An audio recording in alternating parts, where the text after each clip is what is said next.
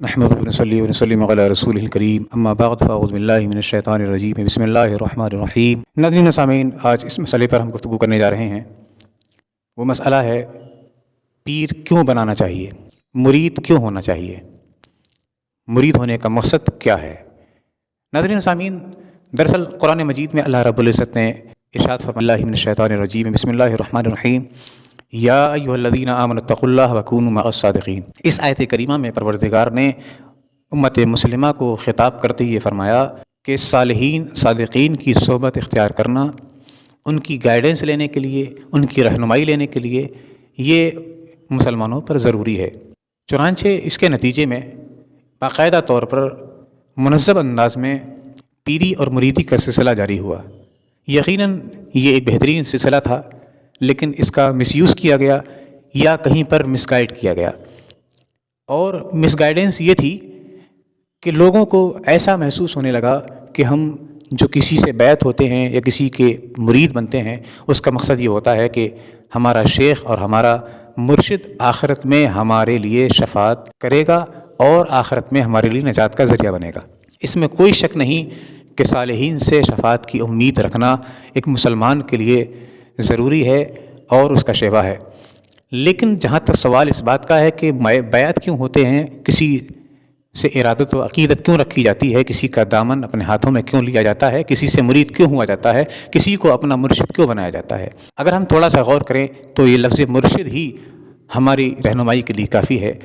مرشد کہتے ہیں گائیڈ کو، ہدایت دینے والے کو، رہنمائی کرنے والے کو، پھسلنے سے، بھٹکنے سے، بہکنے سے سنبھالنے والے کو، راستہ دکھانے والے کو۔ تو بنیادی طور پر ہمارے لیے یہ آسان بھی ہے کہ ہم کسی سے ہدایت حاصل کریں، کسی کی گائیڈنس لیں، کسی سے پند و نصیحت، واض و نصیحت لیں، کسی کی رہنمائی لیں، یہ ہمارے اختیار میں بھی ہے۔ لیکن اس سے شفاعت حاصل کرنا اور اس سے آخرت میں کچھ استفادہ کرنا یہ ہمارے اختیار میں نہیں ہے، یہ اللہ رب العزت کی اجازت پر موقوف ہے۔ اللہ رب العزت اپنے نیک بندوں کو شفاعت کا اذن دے گا، اس میں کوئی شک نہیں۔ لیکن جس شخص متعین سے ہم امیدیں وابستہ کیے بیٹھے ہیں، اس کو بھی اللہ رب العزت اذن دے گا، اس بات کی کوئی گارنٹی نہیں ہے۔ یعنی ہمارا جو مرشد ہے، ہمارا جو شیخ ہے، اسے اللہ رب العزت کی طرف سے اذن شفاعت بروز حشر ملے گا، یہ یقینی نہیں ہے، کیونکہ بہت سارے لوگ جنہیں ہم صالح سمجھتے ہیں ہو سکتا ہے کہ حشر کے روز وہ پکڑے جائیں، بہت سارے لوگ جنہیں ہم بدکار سمجھتے ہیں ہو سکتا ہے کہ اللہ رب العزت کی بارگاہ میں جب مقدمہ جائے تو انہیں عزت سے نوازا جائے۔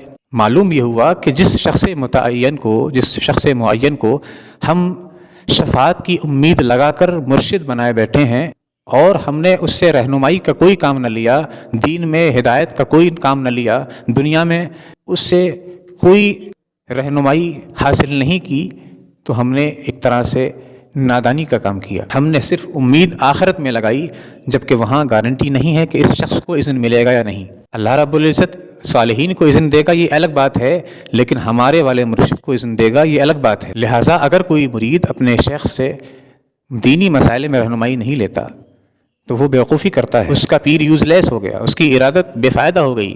بنیادی طور پر مرشد کا کام یہ ہے کہ وہ لوگوں کو دین میں رہنمائی دے، حلال و حرام کی تمیز کرائے، گناہوں سے بچانے کی کوشش کرے، نیکیوں پر ابھارنے کی کوشش کرے، اعمال صالحہ کی ترغیب دلائے، یہ ایک مرشد کی ذمہ داری ہے۔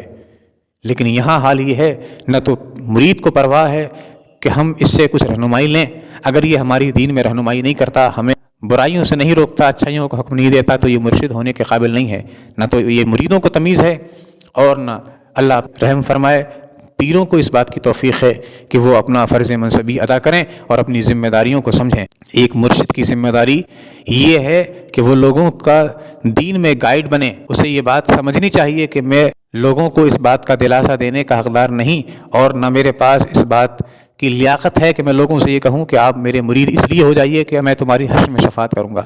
کیا ایک پیر یہ کہہ سکتا ہے کہ صاحب میں آپ کی شفاعت کروں گا؟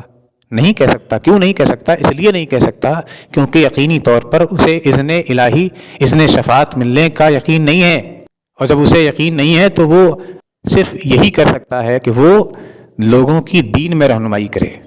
اللہ رب العزت اگر اسے بروز حشر اذن شفاعت دے تو وہ شفاعت بھی کرے گا، لیکن اس بیس پر وہ لوگوں کو بیعت نہیں کرے گا کہ میں شفاعت کے لیے کام آؤں گا، حشر میں کام آؤں گا۔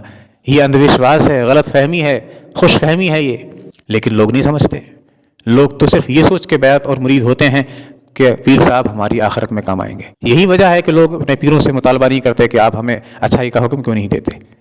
یہی وجہ ہے کہ لوگ پیروں سے حرام و حلال کا مطالبہ نہیں کرتے۔ اگر کوئی پیر خواتین سے بے پردہ ملتا ہے تو لوگوں کو اعتراض نہیں ہوتا، کیونکہ وہ تو مانتے ہیں کہ یہ تو اہل اللہ ہے، اس کے لیے تو شریعت کے احکام اٹھ چکے ہیں، قلم اٹھا دیا گیا ہے۔ وہ پیر سے کسی چیز کا مطالبہ نہیں کرتا جو دینی مسئلے سے متعلق ہو، اسے صرف اسی بات کا خمار اور نشہ ہوتا ہے کہ پیر صاحب نے دامن مجھے اپنے ہاتھوں میں دے دیا ہے، اب میرا بیڑا پار ہو چکا ہے۔ نہیں، ہم نے اگر کسی کو پیر بنایا ہے اور وہ ہماری شرعی رہنمائی نہیں کرتا تو وہ خائن ہے، ہمارا حق تلف کر رہا ہے۔ اگر وہ خود بھی عمل نہیں کرتا شریعت و سنت پر، پھر تو وہ شیطان ہے، وہ ہماری رہنمائی کیا کرے گا؟